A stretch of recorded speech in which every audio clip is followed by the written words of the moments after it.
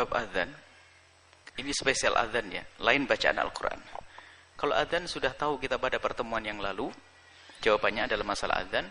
Spesial adzan untuk mengundang orang sholat, itu disunahkan untuk sekuat-kuatnya suara, sejauh-jauhnya jangkauan, karena semua yang akan mendengar ini akan menjadi saksi nanti di akhirat. Itu kalau spesial adzan. Adzan. Kalau adzan, jangan diganggu masalah adzan. Dan adzan tidak banyak, tidak lama temponya. Maka yang adzan pun harus sesuai dengan syariat. Bukan adzan yang terlalu panjang sekali, ya, sehingga orang menunggu adzan berlama-lama. Jadi adzan, ini spesial adzan ya. Adzan disyariatkan secara menurut agama adalah kalau memang yang dimaksud negara adalah membatasi suara adzan, mungkin itu harus diralat. Mungkin yang lainnya selain daripada adzan. Kalau adzan harus dikumandangkan. Adzan yang dikumandangkan ini ada fikihnya lagi ya. Adzan awal waktu. Kalau ada yang terlambat itu jangan, itu ganggu orang, bikin orang pusing. Salat asar, adzan asar jam 5. Orang pada bingung, ini sudah maghrib atau masih asar? Ini biasanya ini. Pulang dari sawah langsung megang mic. Allahu Akbar, Allahu Akbar. Problem. Adzan awal waktu. Dikumandangkan ya Allah. Karena apa? Adzan itu akan ditunggu oleh orang. Ada yang pengen melakukan sholat lalu mau pergi atau apa. Adzan awal waktu. Baik, tapi kalau selain daripada adzan, itu memang ulama juga membahas masalah ini. Apakah ceramah, apakah bacaan Al-Quran? Bacaan Al-Quran itu pun ada aturannya. Khususnya madhab Imam Malik, dari kalangan Malikiyah. Imam Malik itu sangat menghormati masjid. Masjid, jangan masjid digunakan untuk gaduh, keramaian.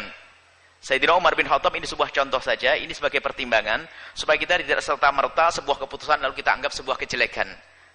Jadi gini, kalau bacaan Al-Quran ataupun pengajian semacam ini bisa saja dikeluarkan dari masjid jika memang dibutuhkan. Kalau jamaahnya ya, dibutuhkan, artinya orang di kiri kanan masjid memang rindu untuk mendengarnya, atau luas seperti ini, jamaah banyak semacam ini, hendaknya dikeluarkan. Al-Quran termasuk dalamnya adalah ceramah-ceramah. Kalau ternyata tidak dibutuhkan, itu pernah suatu ketika Sayyidina Umar bin Khattab mendengar orang membaca terlalu keras. Lalu setelah selesai dipanggil dua orang ini. Dari mana kamu? Dia berbicara, saya dari negeri yang jauh, bukan dari kampung. Sampai Sayyidina Umar mengatakan, kalau seandainya kamu tuh orang kampung ini, kamu akan aku pukul. Karena apa? Suaramu yang terlalu keras mengganggu yang lainnya.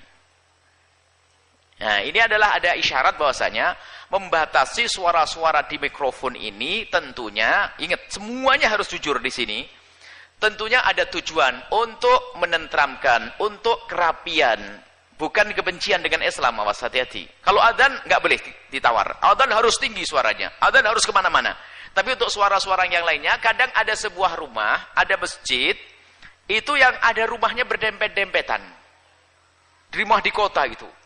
Kalau suaranya terus, hampir berapa berjam-jam suaranya terus, itu sampai mungkin anak kecil mau tidur susah. Orang sakit mau tidur juga susah. Alangkah indahnya kalau semuanya, kalau mau dikeluarkan tentunya dengan suara yang tidak sampai mengganggu. Intinya kita perlu belajar adab dalam hal ini. Bukan serta-merta mentang-mentang agama, mentang-mentang Al-Quran, tapi disuarakan keras ganggu orang tidur. Kan haram membaca Al-Quran mengganggu orang tidur. Seperti itu. Jadi untuk bacaan-bacaan Al-Quran harus dilihat. Kalau memang rumahnya berdekatan, tapi rumahnya jauh, berjauhan, kita mengeluarkan suara dan mereka tidak terganggu. Makna terganggu memang secara dohir. Kalau secara dohir terganggu itu suaranya juga terlalu. Misalnya suatu ketika ada seorang mengadu kepada kami dan serius. Dia punya rumah itu pas rumahnya kecil, sudah sepuh orangnya. Kebetulan beliau adalah, mohon maaf, dalam keadaan buta. Rupanya mic-nya masjid pas di rumahnya. Kalau adzan tuh jadi kaget dia. Nah, ini ya terganggu dia. Kalau adzan pun terganggu. Itu tidak bisa jadi ukuran karena adzan. Adzan, baik. Kembali kepada masalah Al-Quran, masalah yang lainnya, termasuk ceramah dan sebagainya. Jika harus dikeluarkan, harus ada bahwasanya itu dibutuhkan. Kalau tidak dibutuhkan, nggak usah semacam itu. Apalagi bacaan Al-Quran. Khawatir Al-Quran nanti hanya diputer saja. Rupanya orang yang mendengar sambil melakukan sesuatu yang kelalaian dan sebagainya. Atau bahkan mungkin tidak dengar, Quran menjadi tidak dihormati lagi saat itu. Ini. Jadi mungkin peraturan itu kalau kita tanggapi positif-positif, sehingga sekarang tanggapi positif-positif bisa saja jika tujuannya untuk merapikan yang demikian ini. Jika untuk merapikan, supaya benar-benar orang itu tidak akan mengeluarkan suara Al-Quran kecuali memang dibutuhkan. Dan orang betul-betul rindu untuk mendengarkannya. Nah ini. Kemudian juga, di dalam mazhab Imam Malik rahimahullah ta'ala itu sangat tegas di dalam hal ini, khususnya masalah masjid. Bahkan Imam Malik itu sangat tidak menginginkan kalau masjid digunakan untuk selain daripada sholat itu. Kalau ada keramaian yang lainnya, Imam Malik. Dan wibawa sekali majelis beliau. Baik, kalau kita menanggapi masalah semacam itu, mungkin tenang saja, supaya kita tidak menjadi sebab perselisihan. Terserah siapa yang merencanakan undang-undang tersebut, yuk kita memang atata di masyarakat kita, di kampung kita. Kalaupun kita harus mengadakan suara keluar ini, tolonglah dipertimbangkan juga, jika memang diinginkan oleh orang-orang tersebut.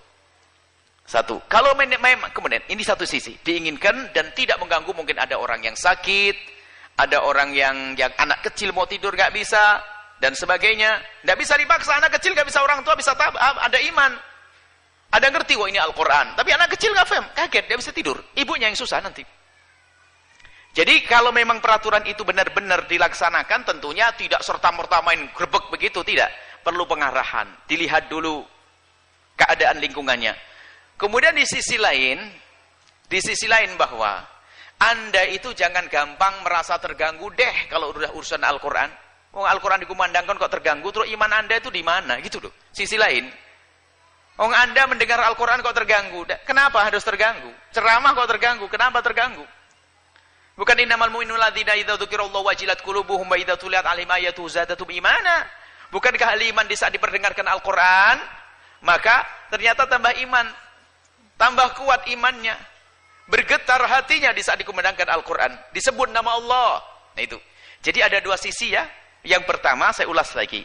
Bagi yang ingin menegakkan peraturan, itu sah-sah saja. Sah-sah saja, akan tapi tentunya urusan adzan bukan adzan. Kalau adzan, hendaknya dikumandangkan. Kemudian setelah itu, bacaan Al-Quran, ini harus dilihat kemaslahatannya. Sebab di dalam Islam itu la dharar wala dhirar. Tidak boleh kita melakukan sesuatu yang mengganggu orang lain. Bayangkan, satu kampung kecil musolanya 6, Qur'annya wah. Anda bisa dengar apa kira-kira? Quran, musolanya 6, gede-gedean, baca Quran semuanya, ayatnya beda-beda. Anda dengar yang mana kira-kira? Jadi saya menanggapi itu adalah positif, kalau memang betul-betul niatnya untuk merapikan itu. Dan semoga bukan niat untuk memangkas Islam. Jangan sampai niat mangkas Islam. Insya Allah niatnya positif. Kalau niat positif, kita sambut. Perlu rapikan. Karena ada, mohon maaf, ada kampung sangat Islami. Kita pernah masuk juga. Kampung Islami. Adzan itu bersaut-sautan, ya kan? Allahu Akbar. Adzan masih oke lah, adzan. Orang hafal semua adzan. Tapi giliran Al-Quran, baca di pasal. Apa sih ini? Belum lagi waktu kita bersolat berjamaah, Allahu Akbar, kita dengar suara mikrofon sebelahnya juga dengar suaranya ini. Ini baca Wadduha. Mungkin Allahu Akbar di sebelahnya dia ruku. Jadi pertimbang itu sebenarnya benar, dan ulama dulu seperti Imam Malik rahimahullah taala, Ibnu Abdul Bar dari mazhab Malikiyah khususnya merapikan betul masalah-masalah semacam itu. Jadi mohonlah hal-hal semacam itu tidak serta-merta kita tanggapi positif, hanya kita wanti-wanti. Hei siapapun yang buat undang-undang, jangan sekali-kali membuat undang-undang atas dasar kebencian pada Islam, Anda akan hancur. Tapi jika Anda membuat undang-undang demi kelestarian Islam itu sendiri, maka Allah akan memuliakan Anda. Kita kembalikan kepada Allah Subhanahu wa taala, jalankan saja peraturan semacam itu demi kerapian semuanya, itu baik-baik saja kok, enggak ada masalah. Nah, termasuk nanti kayak semacam ini. Ini dibutuhkan, enggak ada yang keganggu insyaallah tetangga. Tetangganya baik semuanya, aman semuanya. Pengajian kita ini dari ujung ke ujung, sampai jalan raya kedengaran. Mohon maaf Anda yang lewat tidak akan keganggu. Yang jualan, bahkan yang berjualan itu adalah senang ikut mendengar kok, dia cerita kok. Yang di kampung pun mendengar. Nah, kalau semacam ini ada masalah. Tapi kalau sudah suara Al-Quran khusus, tidak didengar, diputar saja tanpa ada diperhatikan, kemudian bersaut-sautan Al-Quran, nah ini perlu dirapikan ini. 4 masjid langsung Qurannya bareng, jor-joran.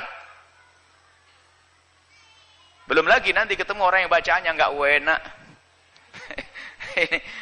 Mas pede baca Al-Quran, mic sendirian malam-malam jam 12 malam, 11 malam sudah bacaannya Quran, orang pada sedih. Semoga Allah menjaga kita bisa terus mengangkat syiar agama Allah Subhanahu wa taala. Tolong jangan terlalu buru-buru, jangan menjadikan semuanya sebab permusuhan. Kita bisa menanggapi itu dengan positif. Jika tujuannya baik, ayo kita dukung, nggak ada masalah. Yang penting ingat, jangan sampai kami ingatkan kepada pemerintah dan yang lainnya, jangan sampai membuat undang-undang terbetik di dalam hati untuk memangkas syiar agama Islam. Kalau ada orang yang ingin memangkas dan meredamkan api, meredamkan nur Allah, nur agama, maka dia sendiri akan direndahkan oleh Allah Subhanahu wa taala, dan tidak lama itu semuanya. Ini saja, wallahu a'lam bishawab.